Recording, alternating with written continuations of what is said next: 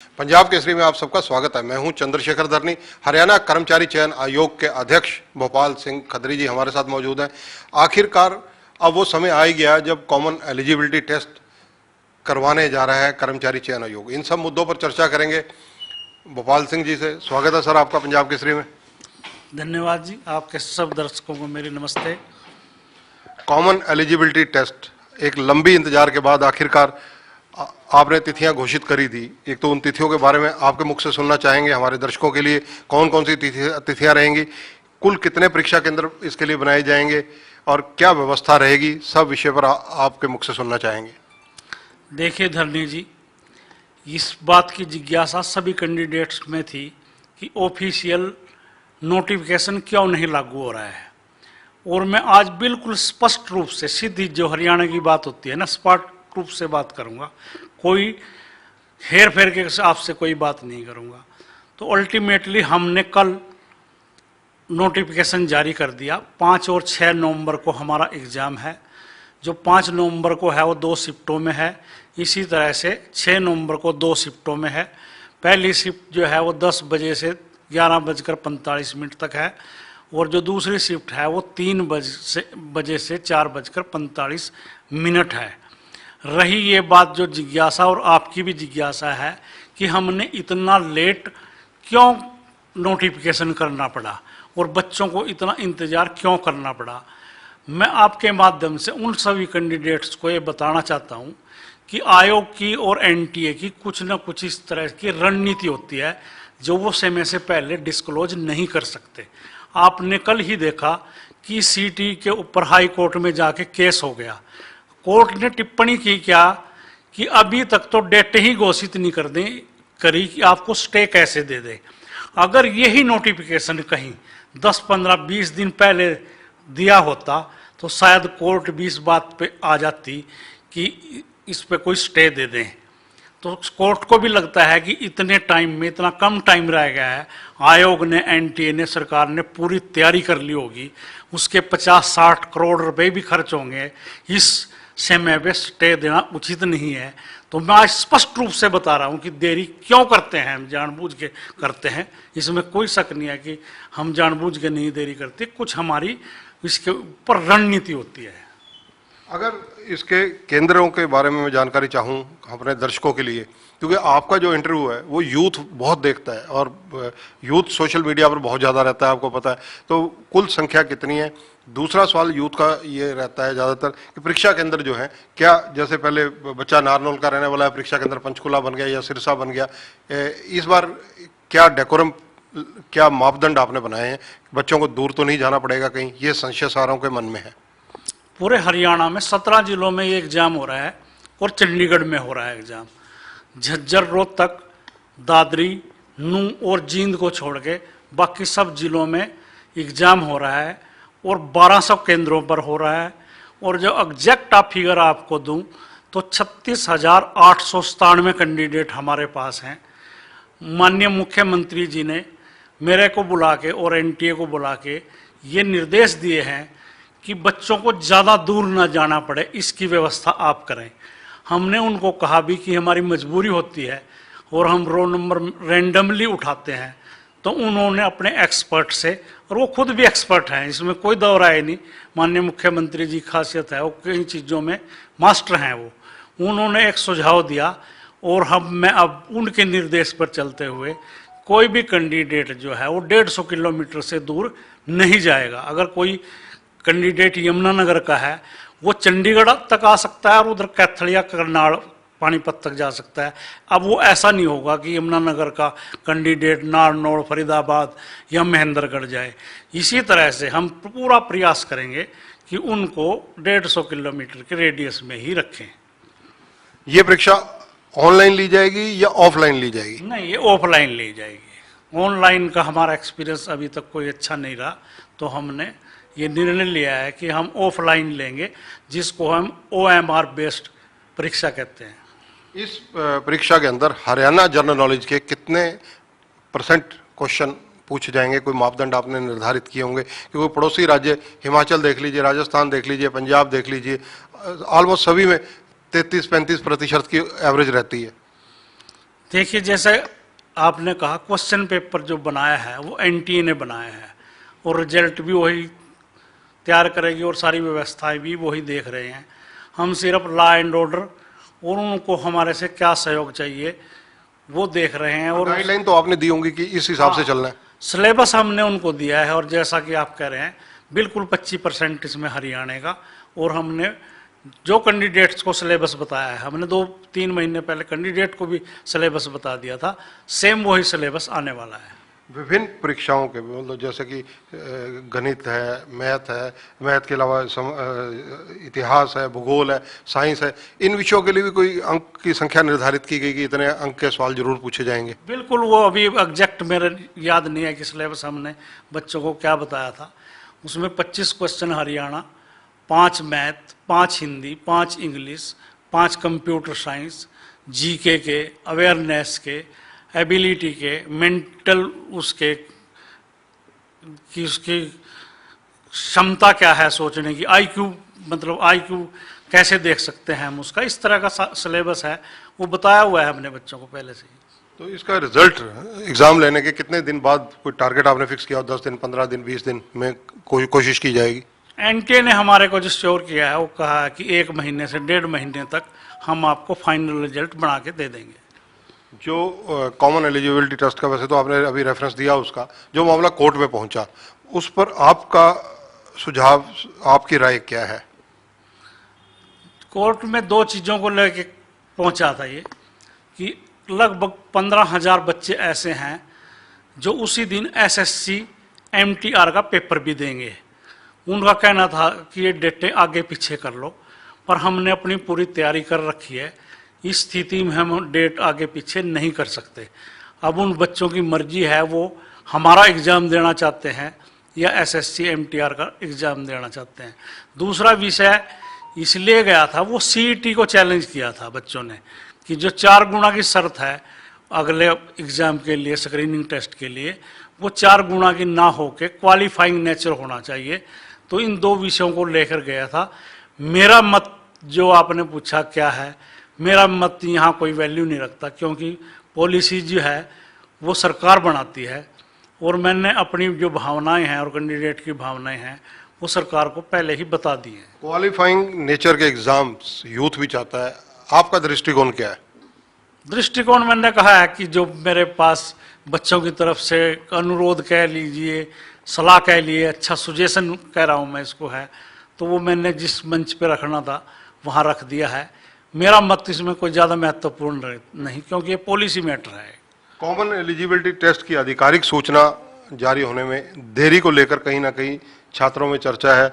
दूसरा अहम सवाल ये है कि क्या एग्जाम की जो आधिकारिक सूचना है वो कम से कम 1 महीना पहले जारी नहीं होनी चाहिए, वेबसाइट पर अपलोड नहीं होनी चाहिए? वो मैंने शुरू में ही आपसे अपनी मजबूरियां बता लीजिए, ये अपनी रणनीति बताई है कि इसलिए लेट हुआ है।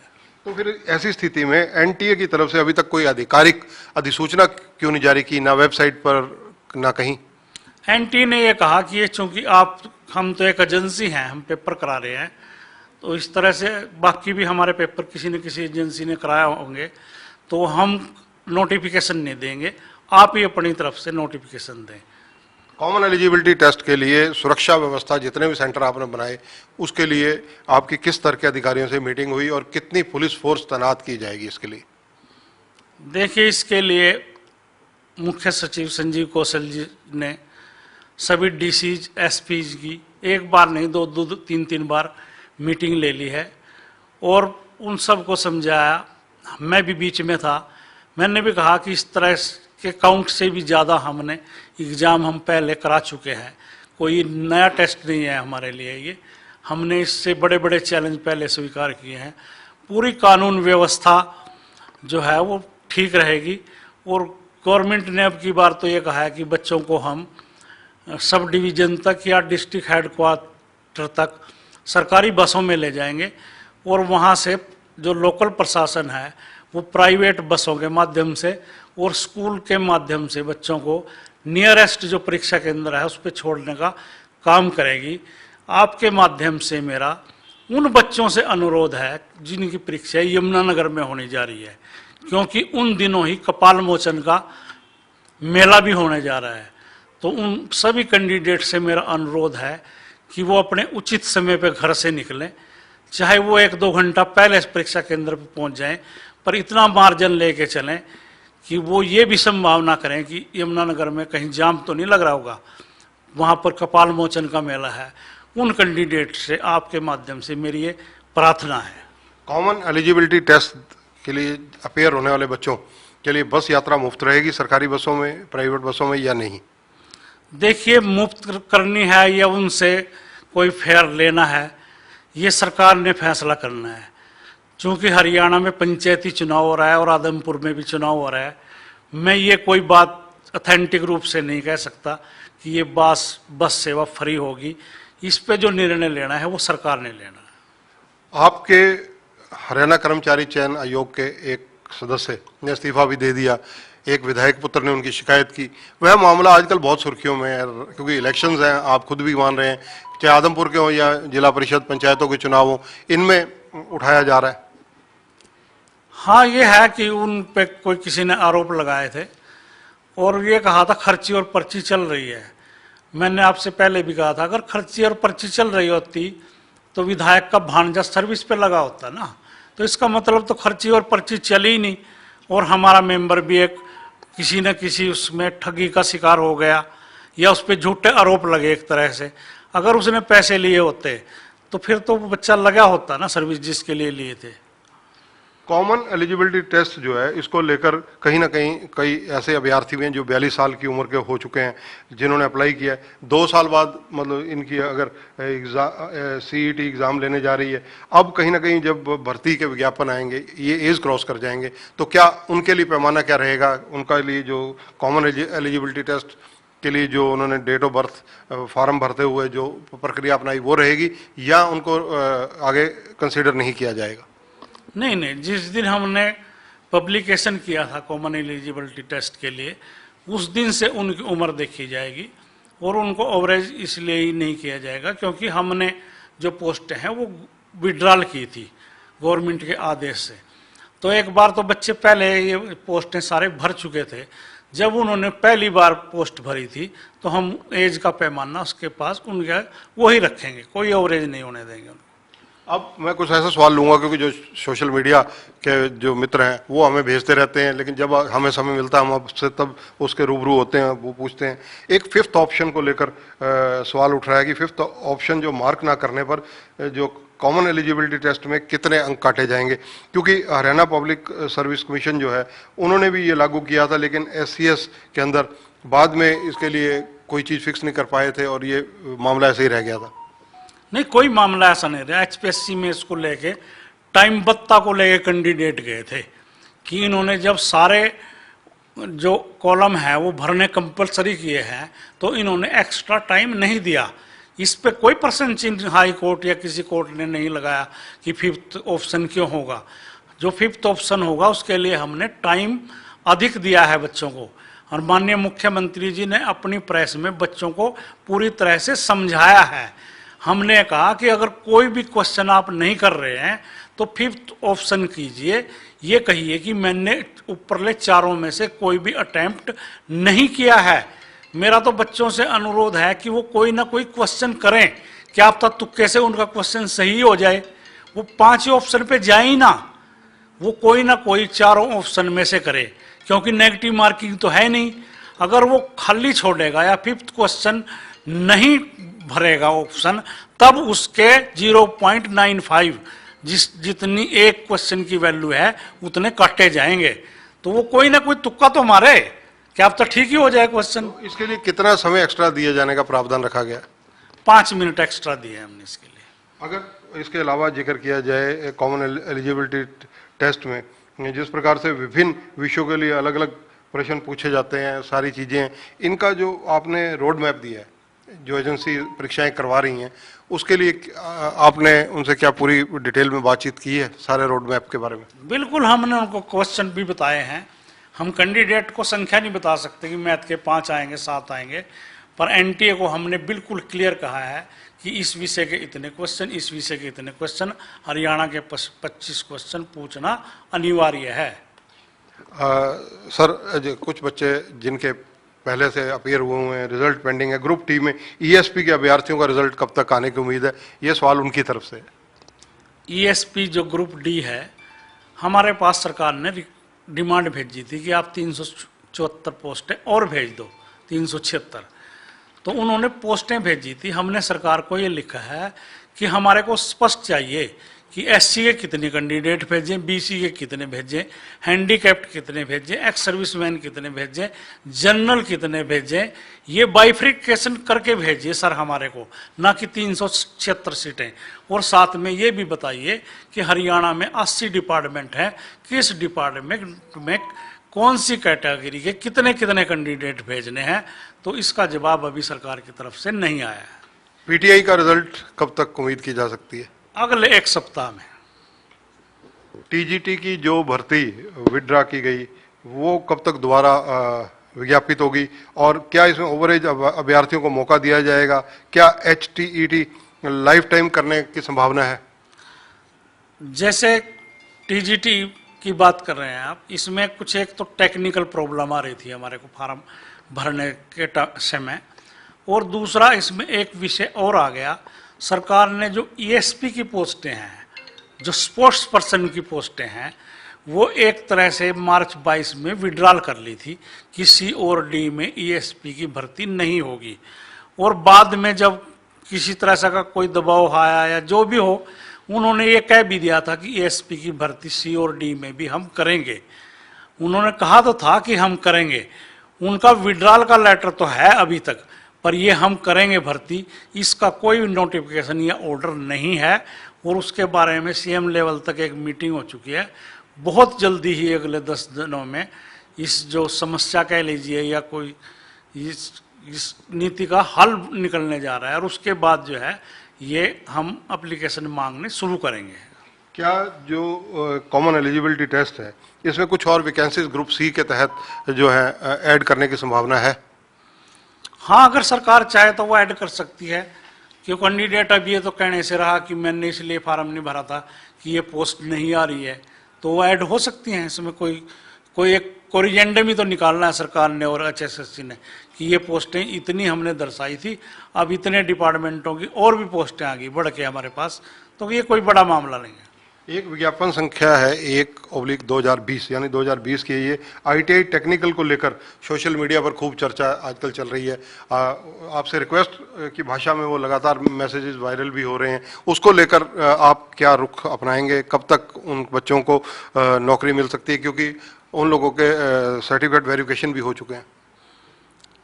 देखिए, 12/19 के रिजल्ट दिन प्रतिदिन आप देख रहे होंगे वो आ रहे हैं, और मुझे कोई वो नहीं है कहने में कि 14/19 और 1/20 के रिजल्ट अभी तक जितने आने चाहिए थे वो नहीं आए। पर मैं सभी कैंडिडेटों को ये रिक्वेस्ट करता हूँ कि वे धैर्य रखें, संयम रखें, क्योंकि अगर इस तरह से दबाव की राजनीति करेंगे या दबाव देंगे, उससे कई चीज़ें उनके अहित में हो जाती हैं। जैसे पुलिस का रिजल्ट आया, हमने एक फार्मूला या 2 फार्मूले कोर्ट को सुझाए कि आप ही बता दें कौन से फार्मूले से हम रिजल्ट निकालें, मगर बच्चों के इतने प्रदर्शन होते रहे, यहाँ प्रदर्शन, जहाँ सीएम साहब जहाँ उनको घेर के वहाँ पर प्रदर्शन, तो हमने दबाव में आके और एक फार्मूला लेके रिजल्ट निकाल दिया। उसका क्या धरनी जी, क्या रिजल्ट निकला? मतलब कोर्ट में जाके स्टे हो गया। तो हमने बच्चों के दबाव में ये काम किया था, अब हम कोई दबाव में काम नहीं करेंगे, और जो हमें न्याय उचित लगेगा वो करेंगे।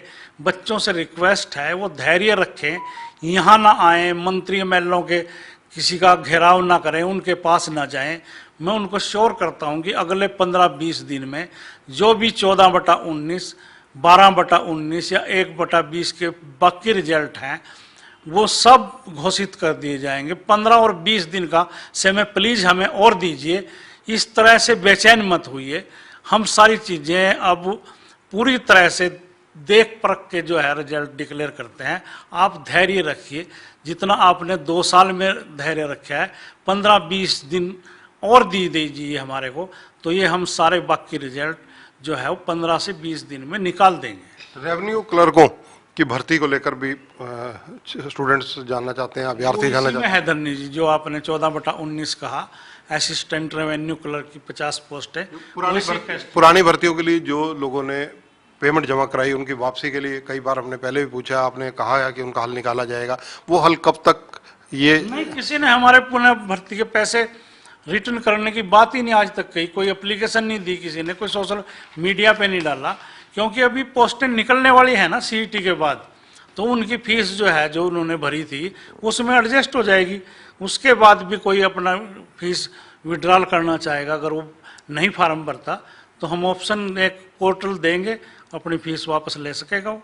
अब सवाल वो जिसका राजनीतिक क्वेश्चन भी सारे उठाते हैं ये कि आखिर हरियाणा में आने वाले समय में अगले 6 महीने में, 8 महीने में, 10 महीने में सीईटी के बाद कितनी नौकरियां देने की व्यवस्था हरियाणा सरकार के पास है? कितनी पोस्टें आपके पास विभिन्न डिपार्टमेंटों से आई हैं? 42,000 सी क्लास में और 22,000 डी क्लास में हमारे पास सरकार की तरफ से रिक्वेजिशन आ चुकी है। और जैसे ही सीईटी का रिजल्ट आएगा हम हरियाणा में अगले 1-1.5 साल में 62,000 नौकरियां जो है युवाओं को देने का पूरा प्रयास करेंगे। सीईटी के बाद बच्चों को क्या फार्मूला अपनाना पड़ेगा नौकरी के लिए? दोबारा परीक्षा देनी पड़ेगी, कोई कॉम्पिटिटिव एग्जाम होगा, या जो आप टेस्ट ले चुके हैं कॉमन एलिजिबिलिटी टेस्ट, इसी के पैमाने पर सिलेक्शन होगी? डी क्लास में तो इसी पैमाने पर होगी कि जो टॉपर के बच्चे हैं 22,000 या 25,000 लोगों से हम ऑप्शन मांगेंगे, क्या आप डी क्लास में सर्विस करना चाहते हैं? अगर उन्होंने कंसेंट दी तो टॉप लोगों को उठा के उनकी सिलेक्शन कर देंगे। उसके लिए फर्दर कोई टेस्ट नहीं होगा। सी के लिए उसकी पोस्ट के हिसाब से एक स्क्रीनिंग टेस्ट उसके लिए और होगा। एक सवाल और आम जनता से जुड़ा हुआ सवाल है, जिस प्रकार से अगर आप देखें पिछली बार जब ग्रुप डी की भर्तियां हुई, एमफिल, एमकॉम, वेल क्वालिफाइड बच्चे उस परीक्षा में बैठे, सक्सेस हुए, नौकरियां भी मिली, लेकिन आने वाले टाइम में ऐसी जानकारी हमारे पास है, हो सकता है गलत हो, इसीलिए आपसे ये सवाल पूछा जा रहा है कि 18 से 20% बच्चे उनमें से नौकरियां छोड़कर कहीं और एडजस्ट हो गए, कहीं और चले गए। लगभग 25-30% टोटल एवरेज निकल रही है जो बच्चे नौकरियां छोड़ कर कहीं चले गए। देखिए, इस व्यवस्था को हम बिल्कुल नहीं रोक सकते। कोई एमटेक है, एमफिल है, पीएचडी है, अगर वो कंसेंट देता है कि मैं डी क्लास में लगना चाहता हूँ तो हम उसको रोक नहीं सकते। चाहे वो उसके बाद उसकी दूसरी सर्विस लग जाए, वो छोड़ के चले जाए, कोई बात नहीं, वेटिंग से उठा के हम अगला कैंडिडेट लगा देंगे। और हम रिक्वेस्ट करेंगे सरकार से, जो वैलिडिटी है वेटिंग क्लियर करने की, वो कम से कम डी क्लास में वो 2 या 3 साल हो। जैसा कि आपने कहा कि वो दूसरे बच्चे जो हाई क्वालिफाइड हैं उनको अगर कहीं और नौकरी मिल जाती है तो वो डी क्लास छोड़ के चले जाते हैं। मैं सरकार से ये भी अनुरोध करूंगा कि डी क्लास की जो है वो वेटिंग की जो वैलिडिटी है वो भी बढ़ाई जाए। धन्यवाद। तो ये हैं भोपाल सिंह जी, चेयरमैन है हरियाणा कर्मचारी चयन आयोग के। अनेक मुद्दों पर चर्चा की, विशेष रूप से हरियाणा सरकार ने आखिर जो कहा था कि कॉमन एलिजिबिलिटी टेस्ट लिया जाएगा, वो दिन अब नजदीक आता जा रहा है और अब कॉमन एलिजिबिलिटी टेस्ट को लेकर सरकार की पूर्णतः सख्त व्यवस्था रहने वाली है। बच्चों को अपीयर होना पड़ेगा, जो बच्चे क्लियर होंगे उन्हें आगे अपनी नौकरियां प्राप्त करने के लिए रास्ते सुगम होंगे, ऐसा भोपाल सिंह जी का भी दावा है और हरियाणा सरकार का भी दावा है। चीफ सेक्रेटरी संजीव कौशल जी लगातार इन परीक्षाओं को सफल बनाने के लिए मीटिंगें ले रहे हैं। भोपाल सिंह जी भी उन मीटिंगों में मौजूद रहे, लॉ एंड ऑर्डर की स्थिति देखने के लिए सारा कुछ व्यवस्था बारीकी से उच्च स्तरीय अधिकारी लगे हुए हैं। कैमरामैन संजय सिंह के साथ चंद्रशेखर धरनी, पंजाब केसरी टीवी, चंडीगढ़। हमसे जुड़े रहने के लिए हमारे YouTube चैनल को सब्सक्राइब करें और नई वीडियो की नोटिफिकेशन के लिए बेल आइकॉन को दबाएं। अगर आप ये वीडियो Facebook पर देख रहे हैं तो लाइक जरूर करें और ज्यादा से ज्यादा शेयर करें। धन्यवाद।